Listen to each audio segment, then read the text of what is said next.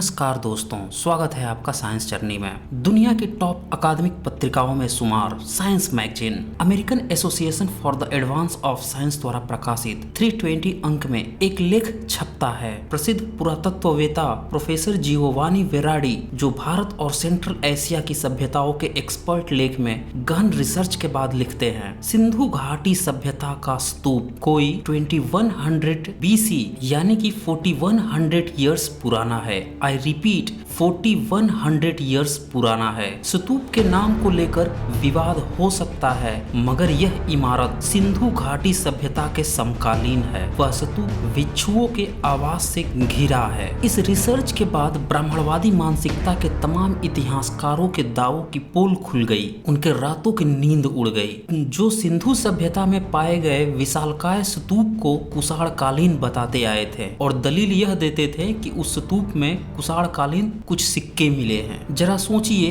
ये वही ब्राह्मणवादी इतिहासकार हैं जिन्होंने बिना किसी सबूत के एक फर्जी गपोड़ लीला वैदिक काल को बुद्ध से पहले स्थापित करने की कोशिश की। और यहाँ सिंधु घाटी सभ्यता में जो स्तूप मिला था 4100 ईयर्स, उसको भी ये पहली सदी के कुषाण काल में स्थापित कर रहे थे। आप समझ सकते हैं इतनी घटिया बेहुद्दी मानसिकता सिर्फ ब्राह्मणों की हो सकती है। साइंस मैगजीन की इस लेख ने पूरी दुनिया का ध्यान आकर्षित किया। यूनिवर्सिटी ऑफ नेपल्स, इटली के इस प्रोफेसर की रिसर्च पे RWTH आकिन विश्वविद्यालय, जर्मनी के पुरातत्ववेता माइकल जेसन ने मुहर लगाते हुए लिखा कि मोहनजोदड़ो का स्तूप सिंधु घाटी सभ्यता काल का है। आई रिपीट, मोहनजोदड़ो का स्तूप सिंधु घाटी सभ्यता काल का है। पुरातत्ववेता द्वय ने इस पर अपनी गहन रिसर्च करने के बाद टिप्पणी की, सिंधु घाटी सभ्यता पर पुनः विचार करने की जरूरत है, क्योंकि यह स्तूप कुषाण काल का नहीं है। सवाल उठने लगे, इतिहास बदलने लगा। सत्य कब से इंतजार में बैठा था। कहा भी गया है, गुलामी सिर्फ वो नहीं होती जो शारीरिक है, वो भी है जो आपकी संस्कृति में घुसकर आपकी ही संस्कृति की कब्र खोदकर और अपनी फर्जी गपोड़ लीला माइथोलॉजी इतिहास के नाम पर आपको पकड़ा दे। उत्खनन के प्रमाण आपके हो और व्याख्या उसकी वो अपनी गपोड़ लीला के अनुसार कर दे। यही हुआ। अंग्रेजों के कालखंड में जब सम्यक संस्कृति बिल्कुल हाशिए पे थी, उसके शब्दकोश हाशिए पे थे, और जब तमाम सम्यक संस्कृति और फिर सिंधु घाटी सभ्यता के प्रमाण मिलने लगे, तब उसकी व्याख्या ब्राह्मणवादी इतिहासकारों ने तब भी और आजादी के बाद भी ब्राह्मणवादी चाशनी में किया। और यही कारण था कि वो सारे इतिहास को अपनी गपोड़ लीला में फंसाकर समस्त भारतीयों को परोसते रहे। चूंकि आजादी के बाद सारे एजुकेशन सेंटर, तमाम गवर्नमेंट के पोस्ट पर ब्राह्मणों का कब्जा रहा, इसीलिए उनने अपनी मनमर्जी के अनुसार इतिहास को बनाया,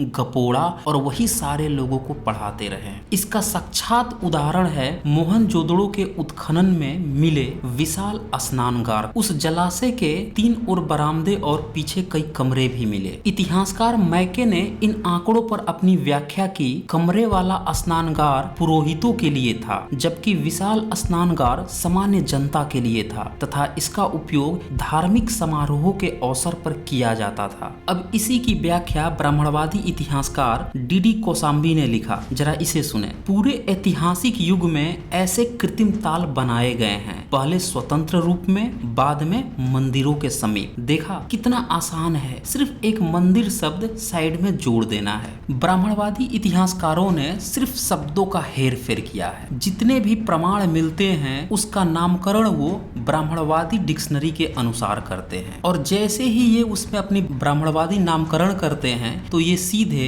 18वीं और 19वीं सदी से 4000 साल पहले, 3000 साल पहले अपने को घुसाने में सफल हो जाते हैं कागज पे, क्योंकि उत्खनन प्रमाण तो इनका आज तक मिला ही नहीं और न मिलेगा। कहां से मिलेगा? माइथोलॉजी से। सवाल यह है कि मोहनजोदड़ो के इस स्नानागार में लोग नहाकर किस मंदिर में जाते थे, जबकि वहां तो स्तूप खड़ा था, वो भी विशालकाय। लेकिन मोहनजोदड़ो में यह स्नानगार और उसके बगल में स्तूप का मिलना इकलौती घटना नहीं है। उत्तरी बिहार के वैशाली में पुरातत्वविदों ने आनंद स्तूप के बगल में ठीक ऐसा ही विशाल स्नानगार खोज निकाला है, जैसा कि मोहनजोदड़ो में है। यानी सिंधु घाटी सभ्यता की शिल्प कला, उसकी श्रमण संस्कृति लगातार आगे बढ़ती आई थी सम्यक विरासत के रूप में। दरअसल आजकल ज्यादातर लोगों के द्वारा एक बात बहुत ज्यादा पूछी जाती है कि जो बुद्ध थे उनके माता पिता कौन सा धर्म मानते थे। अगर इस सवाल का उत्तर जानना है तो हमें उन तमाम पहलुओं को देखना होगा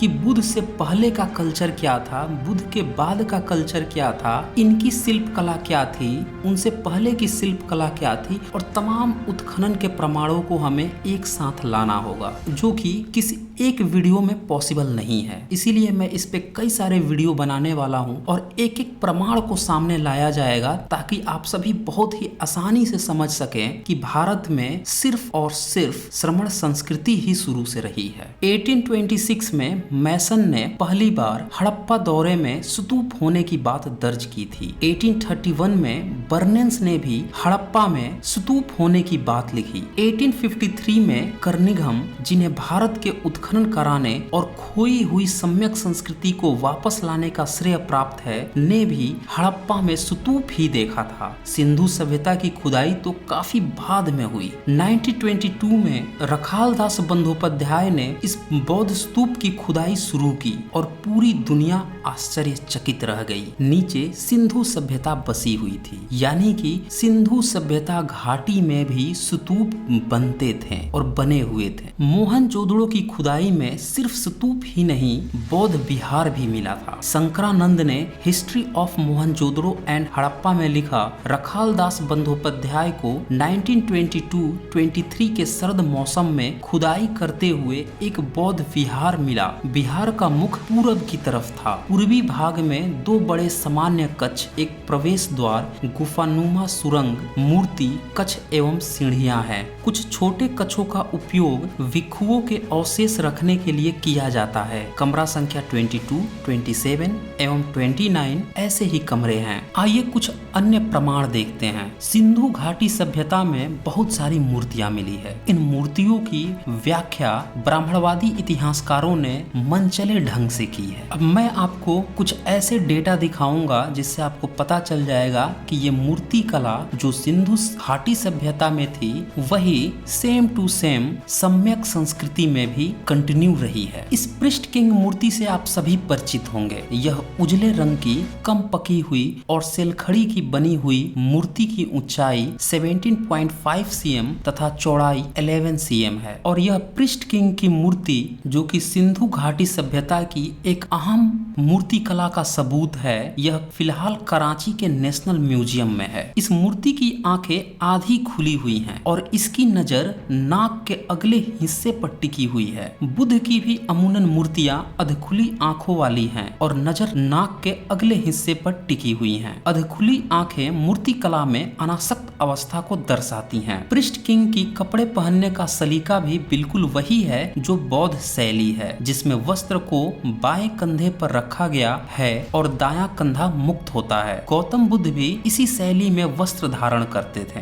पृष्ठ किंग के कमर के नीचे का हिस्सा नहीं है, जिससे कमर के नीचे का, लेकिन इसमें निराश होने की बात नहीं है। मोहनजोदड़ो के ही एल एरिया से गौतम बुद्ध जैसा वस्त्र पहने और उन्हीं की मुद्रा में बैठी हुई एक दूसरी भी मूर्ति मिली है। इस मूर्ति की कमर में चूनट वाला गौतम बुद्ध जैसा वस्त्र है। चूनट वाली यह मूर्ति, हालांकि इस मूर्ति का सर नहीं है, लेकिन पीठ के ऊपरी हिस्सा का केश विन्यास बच गया है और चूनट वाली इस मूर्ति का केश विन्यास ठीक इस पृष्ठ किंग जैसा है, यानी कि दोनों ही मूर्तियों में समानता है। इस बात की बहुत ज्यादा पॉसिबिलिटी बढ़ जाती है कि पृष्ठ किंग भी इसी तरह की कुछ मुद्रा में बैठे हुए होगा। यह मूर्ति भी फिलहाल इस्लामाबाद म्यूजियम में है और मूर्ति का दायां हाथ भूमि स्पर्श मुद्रा में है। यही नहीं, सिंधु घाटी सभ्यता में जितने भी सील मिले हैं उनमें भी पीपल के पत्ते दिखाए गए हैं और यह पीपल के पत्ते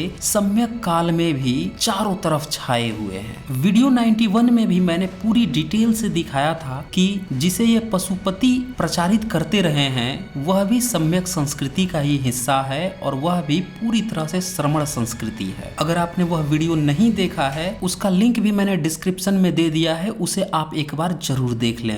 भाषा वैज्ञानिक डॉक्टर राजेंद्र प्रसाद सिंह सिंह जी की नई पुस्तक प्राचीन भारत का बौद्ध इतिहास लॉन्च हो चुकी है, जिसका किंडल वर्जन का लिंक भी डिस्क्रिप्शन में दे दिया गया है। यह बहुत ही अच्छी पुस्तक है। इसमें बहुत ही डिटेल से उन्होंने इन सारी बातों को उकेरा है। आप सभी को यह पुस्तक जरूर पढ़नी चाहिए। पेज 6 पर वह लिखते हैं, सिंध साम्राज्य के अनेक नगरों में स्तूप मिले हैं। हड़प्पा में स्तूप मिला है, मोहनजोदड़ो में स्तूप मिला है, धौलवीरा में भी स्तूप मिला है। यानी कि भारत में सिंधु घाटी सभ्यता में श्रमण संस्कृति थी, इसमें कोई भी संदेह बाकी नहीं रह जाता। दरअसल ब्राह्मणवादी इतिहासकारों ने 19वीं और 20वीं सदी में फर्जी की वैदिक गपोड़ी कहानी बना कर और जैसे ही बुद्ध के प्रमाण मिलने शुरू हुए, खुद को इनने एक फर्जी वैदिक काल बनाकर, जिसका न कोई प्रमाण है न कोई सभ्यता है, उठाकर वहां पे पुट कर दिया। सोचिए, जो सिंधु घाटी सभ्यता में जो शिल्प कला मिल रही है, जो कल्चर मिल रहा है, जो पहनावा मिल रहा है, वही सारी चीजें सम्यक में मिल रही है,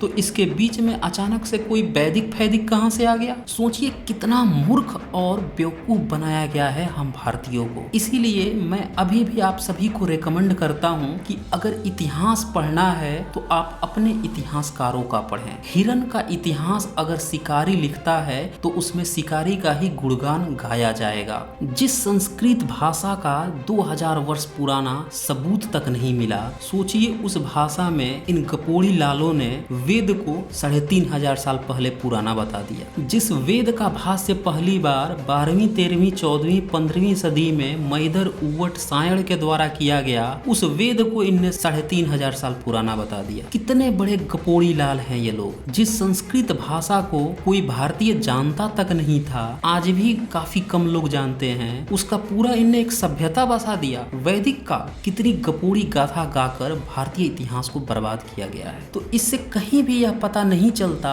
कि बुद्ध के समय में या उनके पिता के समय में श्रमण संस्कृति के अलावे भी कोई गपोड़ी संस्कृति रही होगी। और सवाल यह है कि उनके पहले भी और उनके बाद भी उत्खनन प्रमाण में श्रमण संस्कृति ही मिल रही है, तो फिर वो अपनी श्रमण संस्कृति छोड़ के कौन सी संस्कृति मान रहे होंगे? जाहिर सी बात है कि बुद्ध के पिता भी, उनके पूर्वज भी श्रमण संस्कृति का ही हिस्सा। इससे जुड़े हुए और भी तमाम सबूत आगे के पार्ट में पूरी डिटेल से दिखाए जाएंगे। तो आज बस इतना ही।